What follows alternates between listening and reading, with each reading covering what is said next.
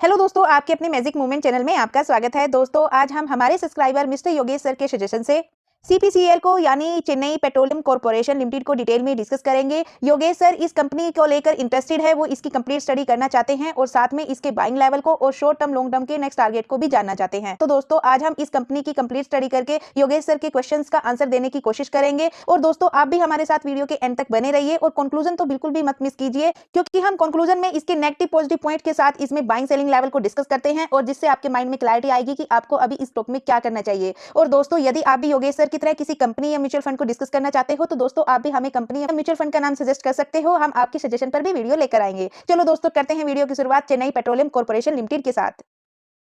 तो दोस्तों, सबसे पहले तो हम इसके ऑल टाइम चार्ट को डिस्कस करेंगे। इसमें देखेंगे कि कंपनी ने कब से कब तक कितनी परफॉर्मेंस दी। यहाँ पर इसके चार्ट के पैटर्न को समझने की कोशिश करेंगे। तो दोस्तों, हम यहाँ पर जनवरी 2006 से लेकर अब तक के चार्ट को डिस्कस करेंगे। ये दोस्तों, ये कंपनी जैन 2006 से लेकर जैन 2022 तक ये 400 से लेकर 22 रुपीज के प्राइस में ही कंसोलिडेट करती रही। दोस्तों, ये कंपनी 250 रुपीज पर लिस्ट होती है और यहाँ से प्रॉफिट बुकिंग आती है, 200 तक जाता है। फिर इसका स्टॉक यू शेप में रिकवरी करता है, फिर प्रॉफिट बुकिंग आती है, लेकिन फिर से रिकवरी करता है और अब ऑल टाइम हाई लगाता है 400 रुपीज के आसपास। और दोस्तों, यहाँ से इसमें प्रॉफिट बुकिंग आती है और ये यहाँ पर डाउन ट्रेंड के साथ 100 पर और 100 से फिर रेजिस्टेंस की तरफ अब जाता है, लेकिन रेजिस्टेंस तक नहीं पहुंच पाता और फिर से इसमें प्रॉफिट बुकिंग आती है और डाउन ट्रेंड के साथ 2014 में ये 22 रुपीज का लो लगाता है और यहीं पर कुछ टाइम कंसोलिडेट करता है, लेकिन फिर बुलिश ट्रेंड के साथ अब जाता है और अपने 400 के रेजिस्टेंस को टच करता है। लेकिन दोस्तों, यहाँ से फिर इसमें प्रॉफिट बुकिंग आती है और फिर से ये 22 रुपीज वाले स्टॉक को रिस्पेक्ट देता है और इसी पर कंसोलिडेट करता है। लेकिन अब यहाँ से ये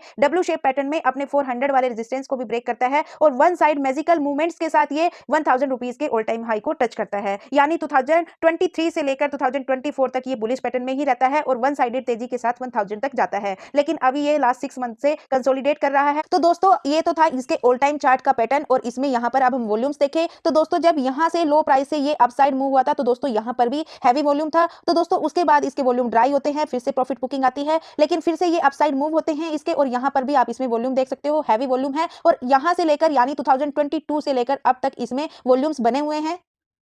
बाकी हम इसके टेक्निकल चार्ट पर डिस्कस करते हैं। इसके सपोर्ट रेजिस्टेंस टेक्निकल चार्ट है, यहाँ पर हम पहले टेक्निकल्स को डिस्कस करेंगे और बाद में फिर इसके फंडामेंटल्स को देखकर इसके नेक्स्ट टारगेट्स पर बात करेंगे और इसके कंक्लूजन में बाइंग सेलिंग लेवल को डिस्कस करेंगे। तो दोस्तों, हम यहाँ पर भी 2021 से लेकर अब तक के चार्ट को डिस्कस करेंगे। इस कंपनी का स्टॉक 2021 में 43 रुपीज पर ट्रेड कर रहा था और आज कहाँ है, आज 1000 के आसपास है। यानी दोस्तों, लास्ट 3 ईयर्स में यानी इस स्टॉक ने अपने इन्वेस्टर्स को 25x यानी 25 गुना रिटर्न्स दिए। अगर किसी ने उस टाइम इसमें 1 लाख लगाए होंगे तो आज उसके 25 लाख हो चुके हैं। और दोस्तों, अगर बात करें इसके ऑल टाइम हाई से तो दोस्तों, इसने 2021 से लेकर ऑल टाइम हाई तक इसने 30x यानी 30 गुना रिटर्न्स दिए। अगर किसी ने 1 लाख लगाए होंगे तो आज वो 30 लाख हो चुके हैं। तो दोस्तों, अब हम बात करते हैं इसके चार्ट के पैटर्न की। तो 2021 से ही ये बुलिश ट्रेंड में बना हुआ है। ये धीरे धीरे बुलिश ट्रेंड के साथ अप जाता है और यहाँ पर ऑल टाइम हाई लगाता है 434 रुपीज का। और दोस्तों, यहाँ से इसमें प्रॉफिट बुकिंग आती है, जैसे यहाँ पर ऑल टाइम हाई लगाया और यहाँ पर प्रॉफिट बुकिंग आ रही है तो दोस्तों, यहाँ पर भी ऐसे प्रॉफिट बुकिंग आती है और इसके साथ ये यहाँ पर यू पैटर्न कंप्लीट करता है। तो दोस्तों, यहाँ पर भी ये यू पैटर्न ऐसे कंप्लीट कर सकता है इसके चार्ट के अकॉर्डिंग और फिर से आपने 434 रेजिस्टेंस को टच करता है। यहाँ से फिर से प्रॉफिट बुकिंग आती है, रिटेस्ट करता है और फिर से इसी को तुरंत वी शेप रिकवरी करता है और रेजिस्टेंस को ब्रेक करके एक फिर से मैजिकल अपसाइड मूवमेंट की तेजी आती है और इस बार ऑल टाइम हाई लगाता है 1285 रुपीज का। यानी दोस्तों, 400 से ये 1200 जाता है, यानी 3x के ये रिटर्न्स देता है पिछले 7 मंथ में। और दोस्तों, यहाँ पर अगर इसके चार्ट के पैटर्न को देखें तो दोस्तों, इसके टेक्निकल अपसाइड मूवमेंट्स के संकेत दे रहे हैं। जो अभी इस स्टॉक का सपोर्ट है वो 732 रुपीज है, इसका मेजर सपोर्ट है। और दोस्तों, अगर बात करें इसके सपोर्ट्स की तो दोस्तों, यहाँ पर इसके सपोर्ट अपसाइड मूव हो रहे हैं और साथ में इसके रेजिस्टेंस भी अपसाइड मूव हो रहे हैं। लेकिन अभी हम इसका रेजिस्टेंस इसके ऑल टाइम हाई को मानेंगे जो 1285 रुपीज का है, ये इसका रेजिस्टेंस है और सपोर्ट इसका 732 रुपीज का है। और जो सेकंड सपोर्ट रहेगा वो 434 रुपीज का रहेगा, थर्ड सपोर्ट इसका 43 रुपीज का रहेगा। तो दोस्तों, हमने इसके अभी तक टेक्निकल्स डिस्कस किए और टेक्निकल्स इसके बुलिश पैटर्न का संकेत दे रहे हैं। अब हम इसके फंडामेंटल्स को डिस्कस करेंगे, इसकी अर्निंग्स को चेक करेंगे और उसके बिहाफ पे हम इसके नेक्स्ट टारगेट्स पर बात करेंगे। ये कंपनी फिनस्टार की तरफ से 4 स्टार कंपनी है और इस कंपनी का मार्केट कैप 13,938 CR। दोस्तों, ये एक स्मॉल कैप कंपनी है और इस कंपनी का PE 5.56 और इस कंपनी का डिविडेंड यील्ड 5.85%। और दोस्तों, इस कंपनी के पास 94 CR का कैश, लेकिन इस कंपनी के ऊपर 2761 CR का डेप्ट है। अगर कंपेयर करें इसके मार्केट कैप से तो दोस्तों, इस कंपनी के ऊपर इसके मार्केट कैप का 20% इसके ऊपर डेप्ट है। और दोस्तों इस कंपनी का ROC 35.52%, ROE 36.46%। दोस्तों इसके ROC और ROE कमाल के हैं, और लेकिन इसमें सेल्स ग्रोथ नेगेटिव है, प्रॉफिट ग्रोथ इसमें नेगेटिव है। बाकी हम इसके अर्निंग बेस पर इसकी ग्रोथ को चेक करेंगे। दोस्तों इसके फंडामेंटल्स को डिस्कस करने से पहले हम इसके बिजनेस को देखते हैं कि कंपनी काम क्या करती है। दोस्तों ये कंपनी बिजनेस करती है रिफाइनिंग क्रूड ऑयल और पेट्रोलियम प्रोडक्ट्स को प्रोड्यूस और सप्लाई करने का, और इसके साथ ये मैन्युफैक्चर और सेल करती है लुब्रिकेंट ऑयल एडिटिव्स को।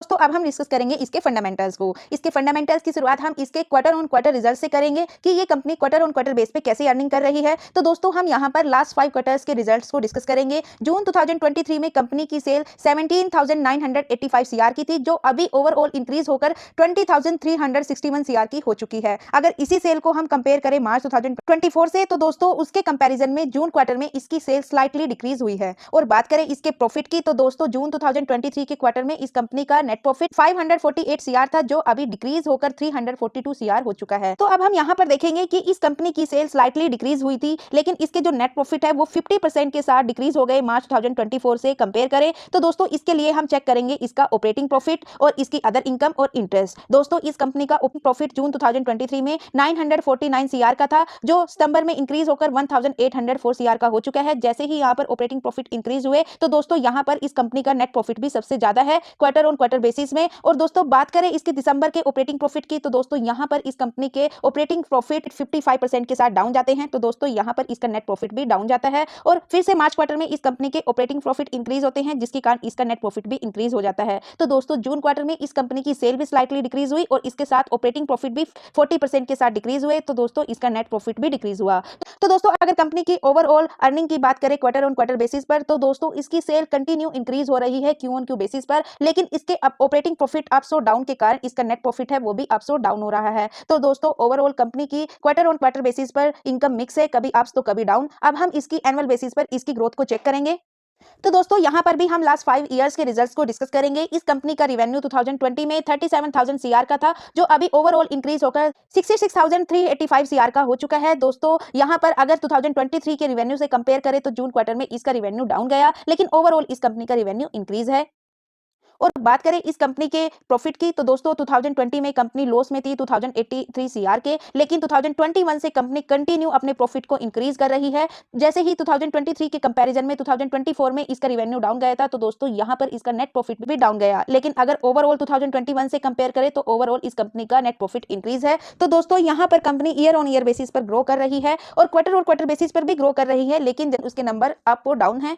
अब हम चेक करेंगे इसके शेयर होल्डिंग पैटर्न को। दोस्तों इस कंपनी के प्रमोटर्स की होल्डिंग 67.29% है, जिसमें से इसमें पब्लिक 16.14% और इसमें एफआई 0.79% और डीआई इसमें 15.77% और अदर यानी अदर पार्टीज इसमें 0.01%। अगर इसके प्रमोटर्स की होल्डिंग को लास्ट 4 क्वार्टर से कंपेयर करें, तो दोस्तों यहां पर इसके प्रमोटर्स अपनी होल्डिंग को कांस्टेंट बनाए हुए हैं, और लास्ट 5 क्वार्टर से एफआईज इसमें कंटिन्यू बाइंग कर रही है। जून क्वार्टर में स्लाइटली प्रॉफिट बुकिंग हुई, और इस कंपनी में डीआई 4 क्वार्टर से कंटिन्यू प्रॉफिट बुकिंग कर रही थी, लेकिन जून क्वार्टर में स्लाइटली इसमें बाइंग करती है। एफआईज ने जून क्वार्टर में स्लाइटली प्रॉफिट बुकिंग की, लेकिन डीआईज ने बाइंग की। और डीआईज की तरह पब्लिक में इसमें लास्ट 4 क्वार्टर से कंटिन्यू इसमें प्रॉफिट बुकिंग कर रही थी, लेकिन जून क्वार्टर में पब्लिक ने भी इसमें स्लाइटली बाइंग की।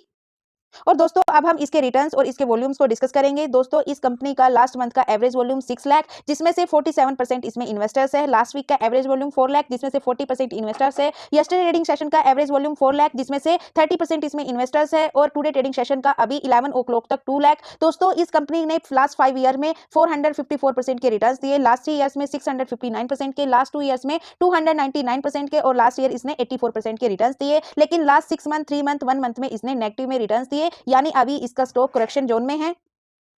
दोस्तों अगर बात करें इसकी ओवरऑल रिटर्न्स की, तो जनवरी 2003 से लेकर अब तक इसने 3249% के रिटर्न्स दिए, और इस कंपनी के शेयर का लो price 27 rupees, all time high इसका 1275 रुपीज। और दोस्तों अभी इस कंपनी का स्टॉक 934 रुपीज पर ट्रेड कर रहा है। दोस्तों ये company one class energy company है और स्मॉल कैप कंपनी है, जिसमें रिस्क हाई है। इसका स्कोर कार्ड चेक कर लेते हैं। इस कंपनी की परफॉर्मेंस एवरेज है, वैल्यूएशन इसकी लो है, यानी इसका पी अंडर वैल्यूड है इसकी मार्केट की एवरेज के कंपैरिजन में, सेक्टर के कंपैरिजन में। और इस कंपनी में ग्रोथ भी एवरेज है, प्रॉफिटेबिलिटी इसमें हाई है, एंट्री पॉइंट अभी गुड है, यानी इसका स्टॉक ओवर प्राइस नहीं है, अंडर प्राइस है, और ना ही इसका स्टॉक ओवरबॉट जोन में है। यानी अगर कोई इस कंपनी में इंटरेस्टेड है, तो ये अभी अच्छा टाइम है इस कंपनी में एंट्री करने का।